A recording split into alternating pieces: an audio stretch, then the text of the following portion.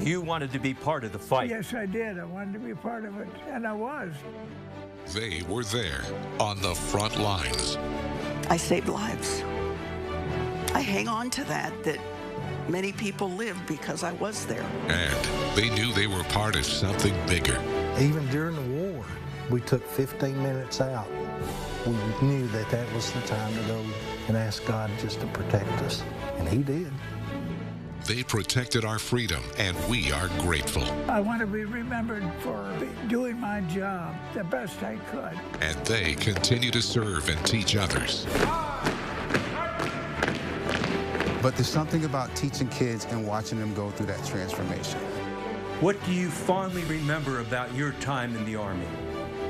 Driving my truck, the weapons carrier. We are proud to tell their stories. WATE 6 and Your Side honors the men and women who have served our country right now on Veterans Voices.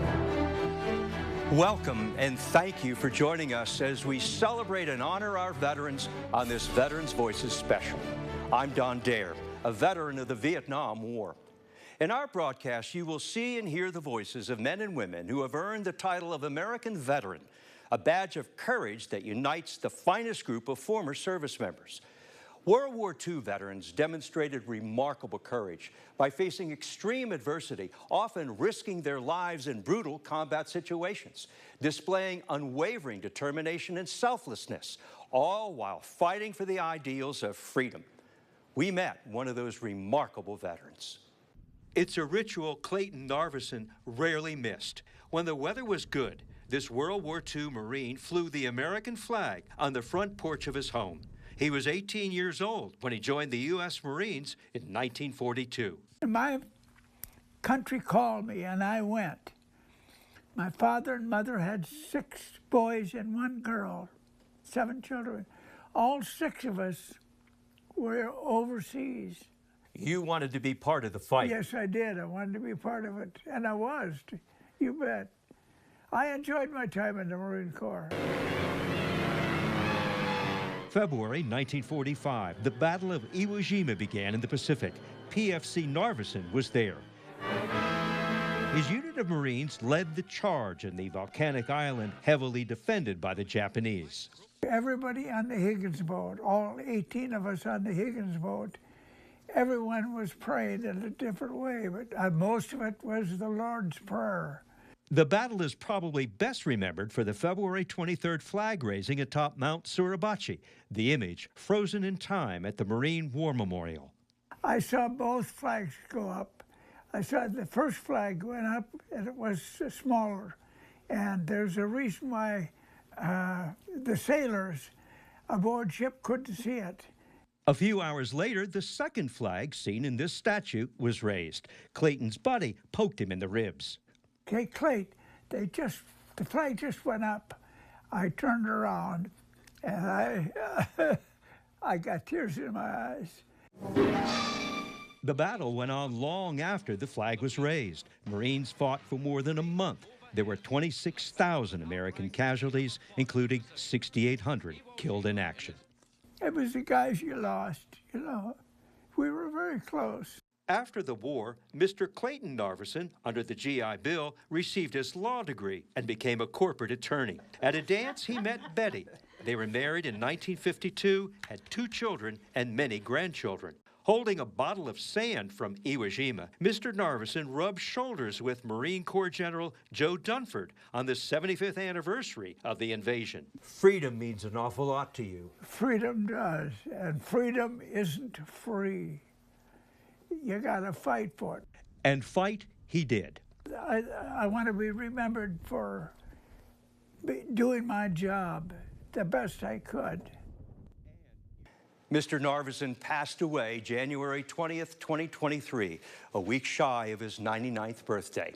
Less than 1% of the 16 million Americans who served during World War II are still with us today. Our next veteran came from a different generation, the all-volunteer military. His service was influenced by men in his family who came before him.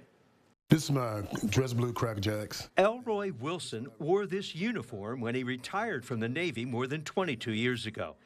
He was 19 when he volunteered. His uncles convinced him to become a sailor. Most of the time they would talk about different things that had been and instilled in me that this country is a great country and we owe it a lot. So, and I love that. People define patriotism as somebody wanted to join the military. No, anybody can join, but it's that heartbeat that you know that you could feel it. It bleeds in your blood. His first sea duty was aboard the USS Nimitz, an aircraft carrier, then in the Mediterranean Sea.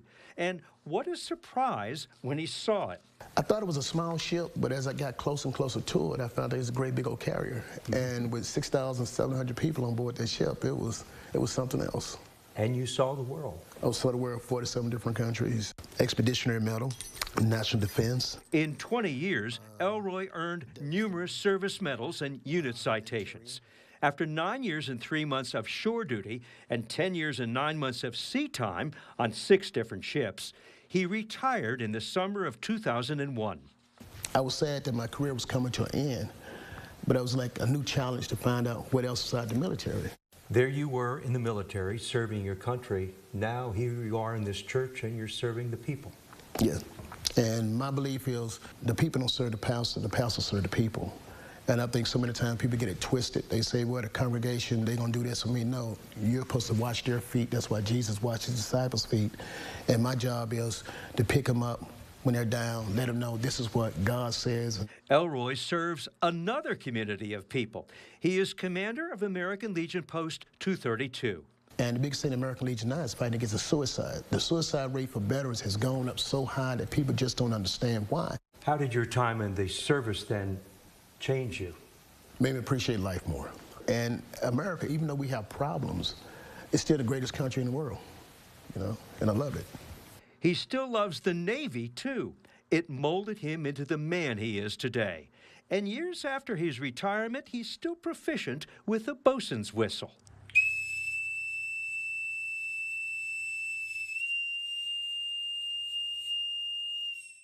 Pastor Wilson says once you are skilled at sounding that bosun's whistle, it's something you never forget.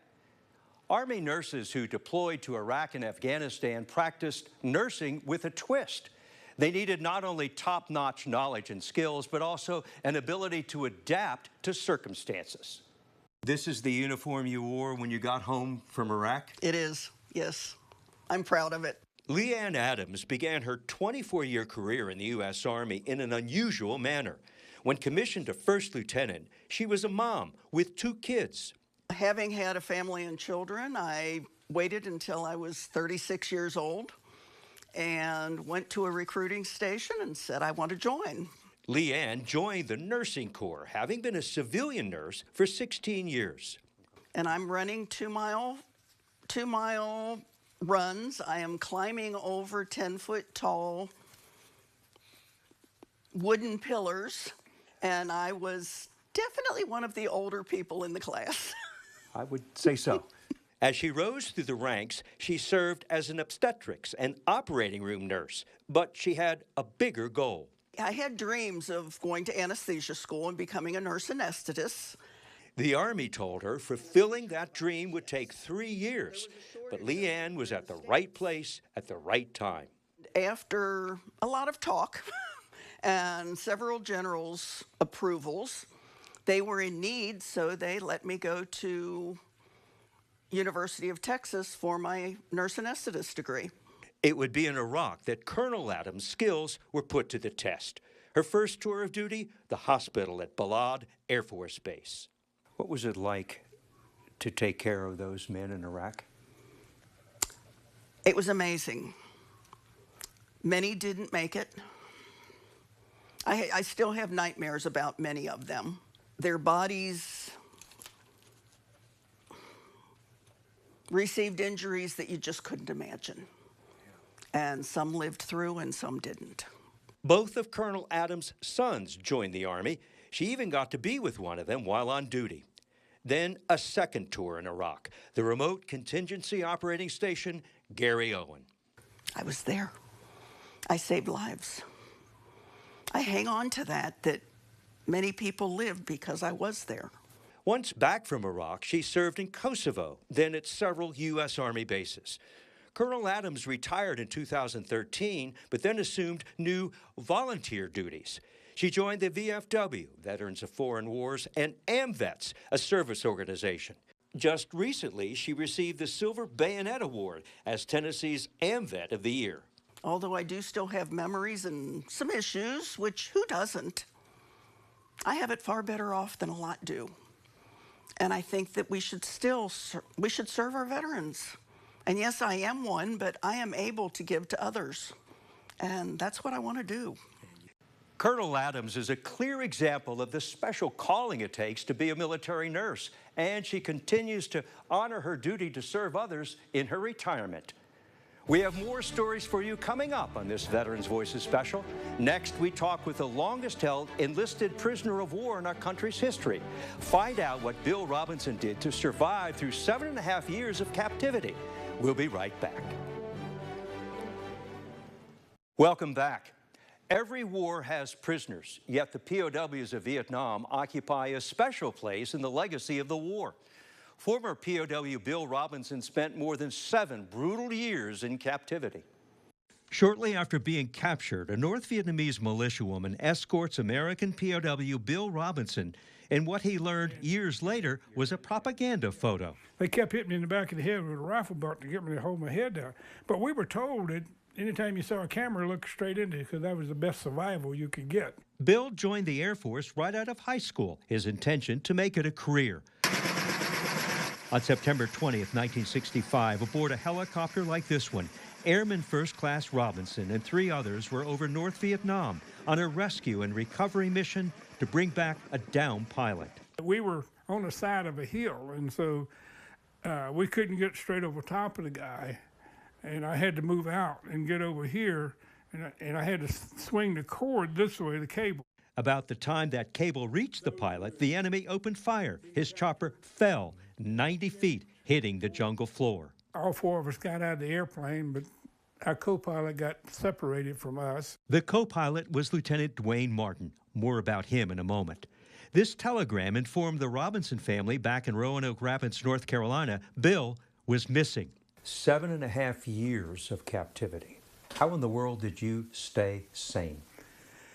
Well, I didn't challenge myself for a long-range plan. I adopted a 3-day plan. Yesterday I was shot down, today's today, and tomorrow I'm going home. So I had just 1 day to work on to stay mentally and physically sound to be able to go home when the whistle did blow. Subjected to torture, he ended up at the notorious Hanoi Hilton prison camp. For those first few years, what kept him and other POWs alive was their system of communicating, a language of tapping on the walls. And their lifeline was that 18-inch thick wall that people would tap on from the other side.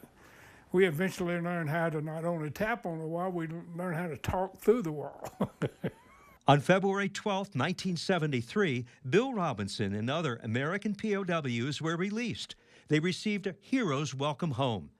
At the new Vietnam Veterans Memorial in Knoxville, there is a dedication marker to POWs and those still missing in action, MIA.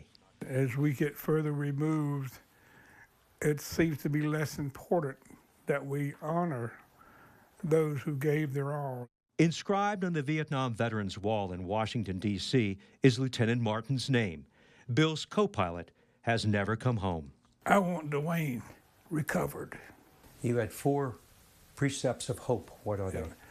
I said I had hope and faith, and I had faith in ourselves that we had the tools to get the job done.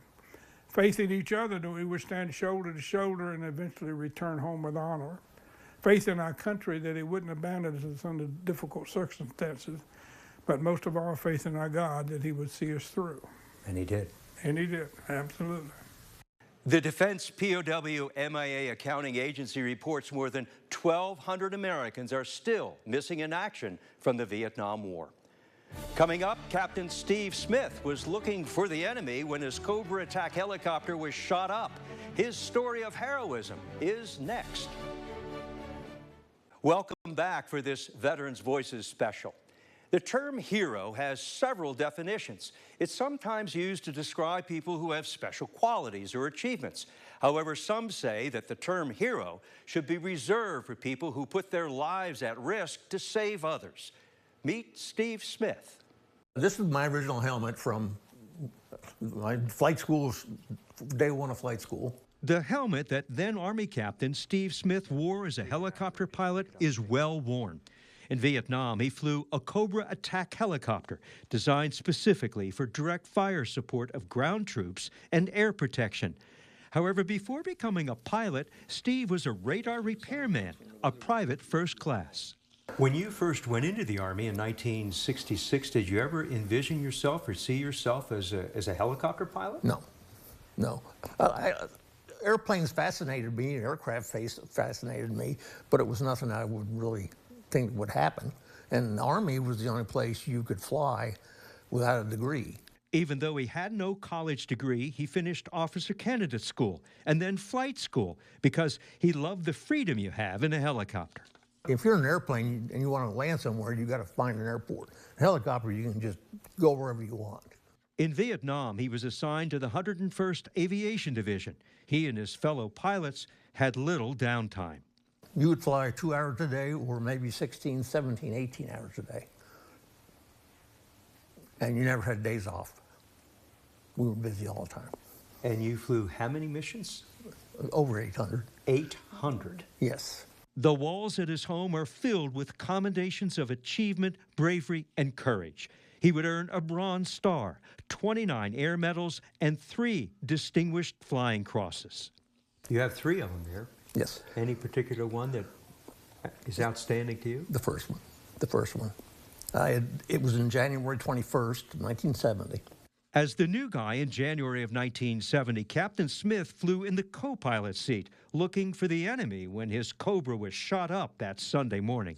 I was in the front seat, and my pilot in command was in the back because I was new, so I was training, basically.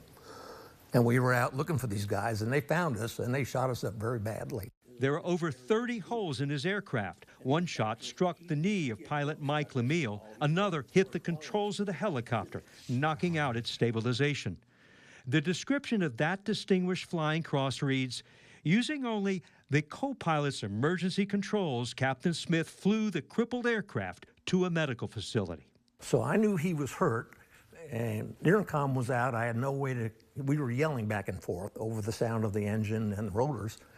And he was bleeding very badly, so we needed to get back, and we were way out. Steve said it took about another 20 minutes to get himself and his badly injured pilot back, and it wasn't easy.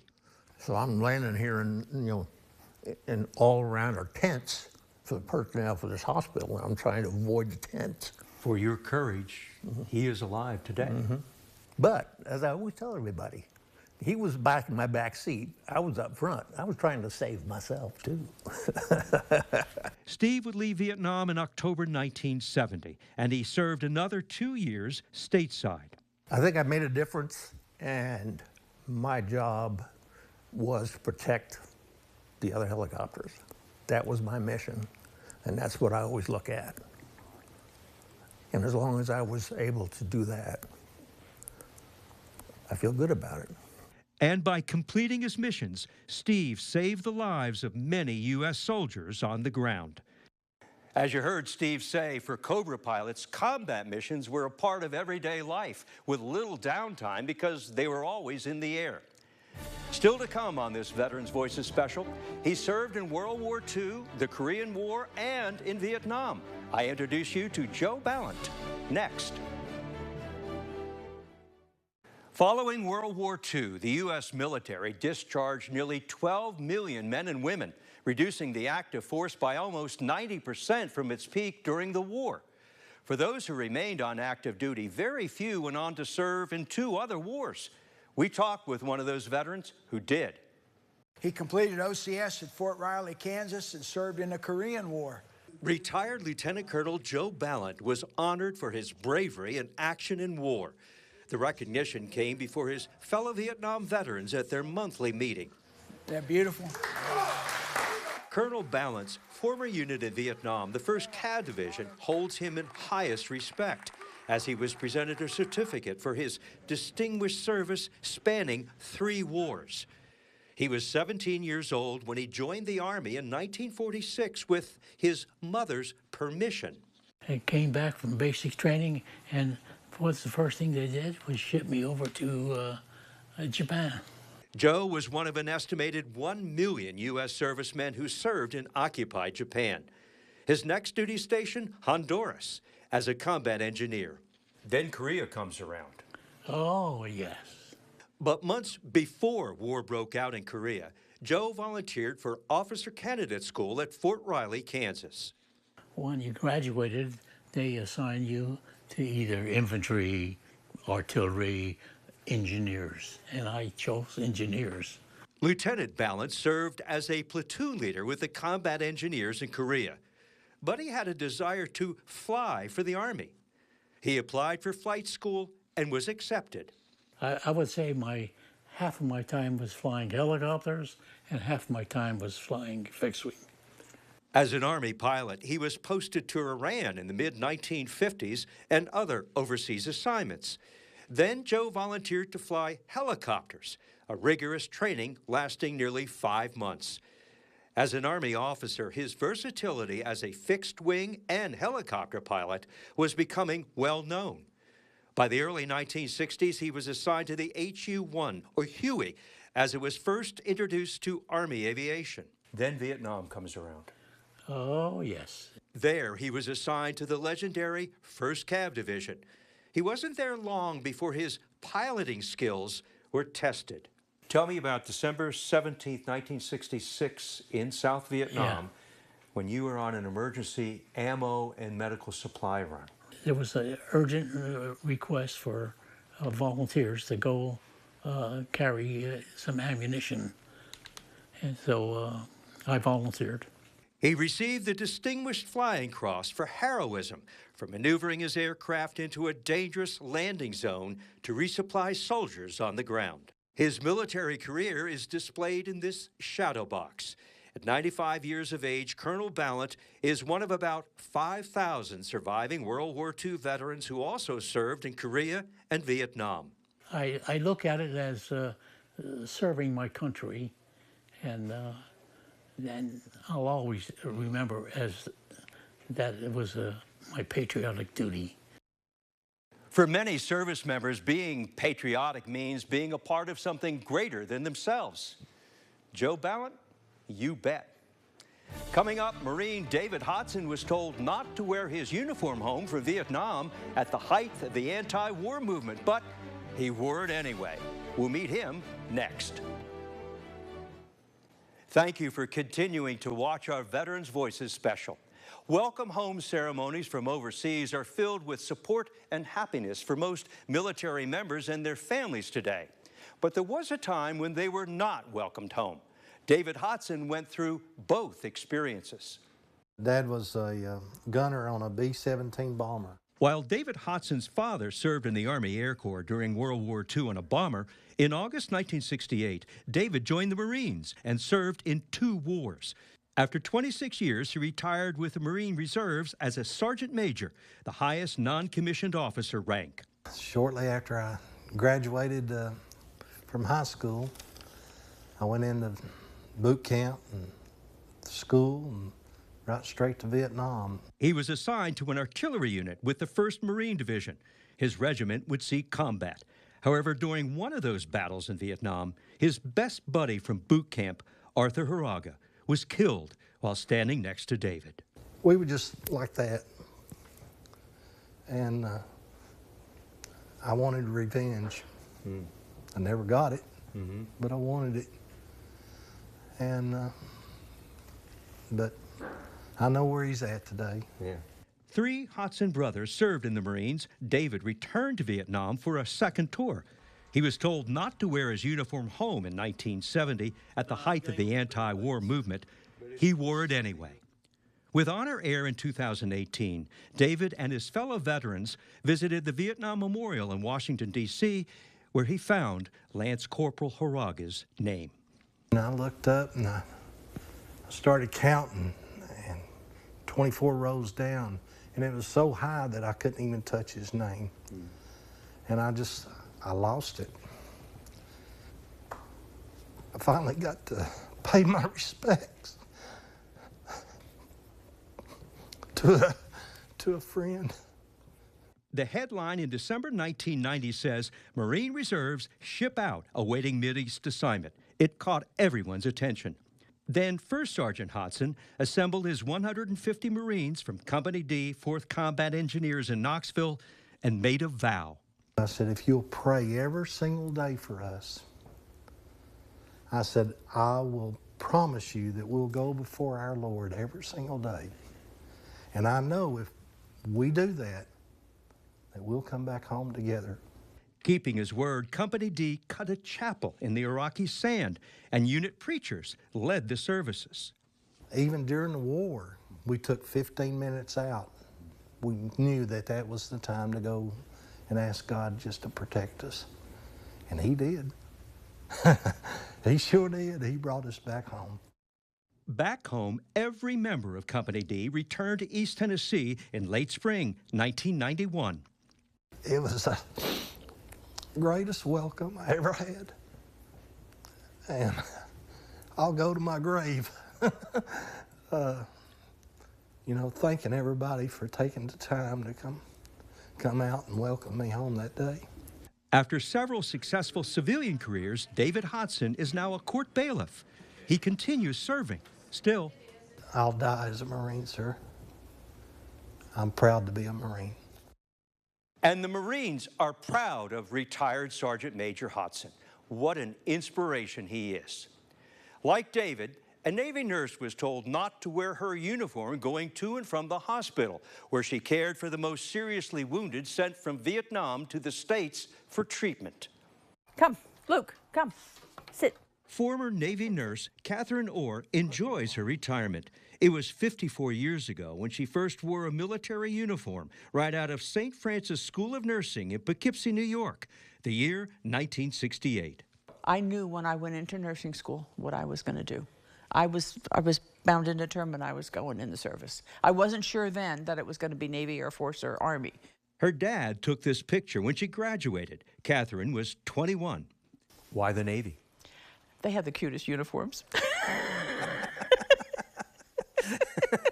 Well, that's a good hey, reason. that was the bottom line. But at her first duty station, she didn't get to wear the uniform. She was warned not to. That was at the Oakland Naval Hospital in California at the height of the anti-Vietnam War movement. You're very proud of what you do. You're very proud of the fact that you're in the military serving your country and you can't wear a uniform and you look really good in your uniform. It was really disappointing. I mean, to this day, I look back and go, you know, that was just wrong. Assigned to Oak Knoll Naval Hospital in Oakland, she nursed Marines, surgical intensive care, one of the toughest assignments. They would bring them from Nam back to Travis, and we would get them from Travis, and they would still be in their combat fatigues from Travis, and we'd get them on gurneys stacked 4 high off the bus, and they'd bring them in. Some of them were multiple amputations. Most of them were initially traumatic amputations. And some of the guys, you know, I can remember going in and trying to help one guy with his meal, and he threw his coffee at me. He said, I still have one hand, I could cut my own meat. She can still see his face. Then in her last year, her assignment, the psych unit. And some of those guys were literally psychotic, not just PTSD. They were literally psychotic from having gone through what they went through. And you wonder about them today? Yeah, I do. I do. I still think about a lot of them. What do you say to those guys who would like to say thank you?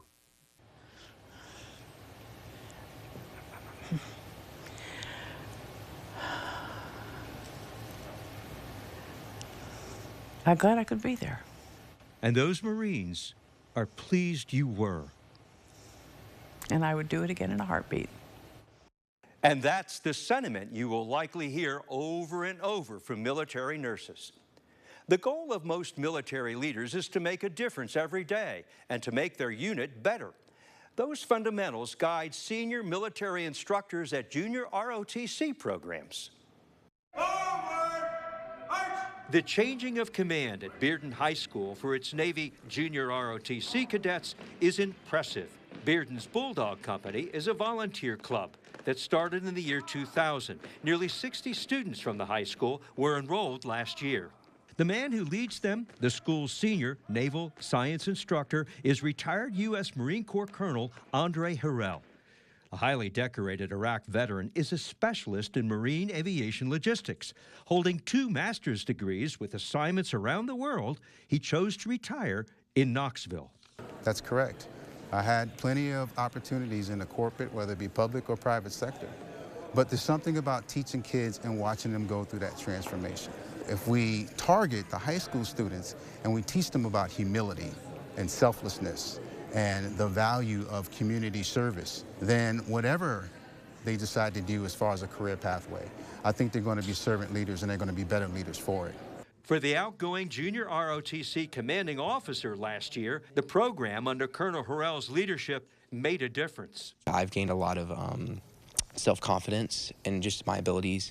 I'm now able to make decisions a lot faster, plan a lot better, and stick with my decisions and execute. All of the senior class, we're so devoted to him. We're willing, like if he wants us to show up early in the morning or stay late, we understand that he cares for us, and so we respect him for that. He's taken us on trips, hikes. He's gotten us into so many things. Well, what do you learn from his example? Leadership. It's how to set the example, always be dependable, responsible. He does a lot for us. He sacrifices a lot of his time to help us cadets out. He does a lot more than probably most people do. He'll spend his own money on us, and he'll go out of his way to do stuff for us. Since the school year began, cadets have learned the value of community service, discipline, and servant leadership by participating in countless civic activities, accumulating over 5,000 service hours, learning about their community and about themselves. Company, And the cadets are honored to have Colonel Harrell leading and teaching them. I think our kids, there's a promising future. I like what I'm seeing. Colonel Harrell continues to make a difference in the lives of his cadets at Bearden High School. He has the best of both worlds, being a Marine and a teacher. Coming up on this Veterans Voices special, she's an ROTC graduate who rose from the rank of second lieutenant to that of a major general.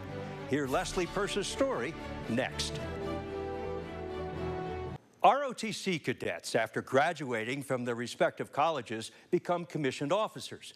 Many serve on active duty, and some continue serving in the reserves afterwards. But few rise to the rank of wearing 2 stars on their uniform. This is your book on Iraq? This is my Iraq book, yeah. What's this here? So this is the Perfume Palace. The Perfume Palace. It was once a favorite home of Iraq President Saddam Hussein. But for retired Major General Leslie Purser, it's where she was deployed as a colonel in 2005 when assigned to the Multinational Force Intelligence Operation of Iraq. This was a memorial for a soldier that was killed. 6 fellow soldiers died. It was her first experience in a combat zone. She thinks often of those men in her unit. Growing up in Pennsylvania, Leslie was one of 6 kids and the only girl. Her dad told her he'd pay for her first year of college. She'd have to figure out the rest. I did have to stand up for myself. I was just like one of the guys. And that's probably part of the reason I went into the Army, is I was comfortable around men, because it was mostly men then, because I had brothers. Enrolled at Indiana University of Pennsylvania, she found out through its ROTC program she could get a scholarship. Back then it was a 4-year commitment. And I thought, well, I can do that for 4 years. And then 37 years later, I retired. So. During her career, first on active duty, then the reserves, the Guard, and back on active duty, she rose from a second lieutenant to a major general. Along the way, she raised a family. Her husband, Joseph, is a retired Army officer. Their 2 children both are Army majors. So in 2005, I went to Iraq on active duty, came back, resumed my civilian career, and then when the 1-star list came out, the deal was, it's an active duty position, are you okay with that? And I spent pretty much the rest of my time on active duty. At the Pentagon, some of it. About 10 years at the Pentagon. However, as a young officer in the early 1980s, it wasn't always easy going. I wanted to really get into the thick of intelligence as a lieutenant. And the G2 of the division at the time said, no, women are a problem. I don't want them on my staff because they're a problem when we go to the field. And we were in the field a lot. As a proven leader, what advice do you have for young women today who want to make the Army a career? I say, don't let anybody ever tell you no. Because when people told me no, it made me try harder. When she speaks to groups, General Purser often quotes Dwight D. Eisenhower, top general in World War II and later U.S. president. Leadership is getting soldiers to do what you want them to do because they want to do it. And that's servant leadership. She has been that and more as a leader, a trainer, motivator, and mentor to those coming up in the ranks. That's what I do now. I support veterans and cadets and anybody that has military in their heart because I just think it's a fabulous opportunity. Leslie Purser has served her country honorably and today encourages others as well. Imagine the inspiration that junior female Army officers receive when they meet and talk with General Purser. Coming up, Ed Renicky put his mechanical skills to the test in World War II. He kept the Army's wheels moving. His story is next. Welcome back to our Veterans Voices special. If you were a draftee during World War II and the military knew you could fix things, anything mechanical, it's likely you became a mechanic. Mr. Renicky, yes, sir. It is so good to see you. What an honor to meet you. State Representative Jeremy Faison presented an American flag that flew over the state capitol to World War II veteran Ed Renicky in honor of the former corporal's 100th birthday. Ed was drafted at age 19. He had worked as a service station mechanic near Saginaw, Michigan before the war and later operated a garage. So the Army used his knowledge and skills of being able to fix things. Tanks, we done artillery. Big trucks? Oh yeah, the 6x. And then we had tractors. That's my Jeep, but that's what it's called, a Partaker. It's the bigger one than the Jeep. But that was my truck there. Side by side with fighting men who went to battle, Ed's army of men with the 126th Ordnance Company fought with tools and machinery. Without the aid of mechanics and the parts they carried, the Army's wheels would have ground to a stop. Well, I just had a good support back of me working together. And it was a pleasure, but it was scary. Basically, they were attached to the 9th Infantry Division of the 1st Army, and their job was to keep everything rolling, keep the weapons firing. Aaron Swain is Ed's grandson. As a young man, Aaron listened to his grandfather's stories about different battle campaigns and what Ed's special unit did. And they'd go out in the middle of the night or even during the day to find the parts needed to keep the tanks rolling, keep the weapons firing, and keep the gas in the vehicles, and did all they could to keep them rolling. So he was a pretty brave guy. Absolutely, yes. That's the uniform Mr. Renicky wore home in 1946. He still has the original ribbons presented to him. And here's a V-mail he sent to his mom and dad in December 1945. Ed married Esther in 1946. They were married for 58 years. It's the wartime snapshots that are priceless to Mr. Renicky. When you see these pictures of these men. Yeah. I had a baby brownie. And I took them pictures of the baby brownie. I got a lot of pictures. What do you think when you see these guys? I'd like to meet them all again. I was one of my sergeants. He was kind of a noisy guy, but he was a good guy. I'm blessed and humbled that I get to have the honor of being the grandson of a man who was willing to give his life if necessary for the freedom of our nation. What do you fondly remember about your time in the Army? Driving my truck, the weapons carrier. And he likely drove it with a smile. His smile to this day lights up the assisted living home where Ed lives in Newport. We'll be right back. In the stories you have seen, the voices of these veterans carry a common thread of patriotism and dedication to their service. They had a job to do and fulfilled it with honor. And that spirit to continue to serve others remains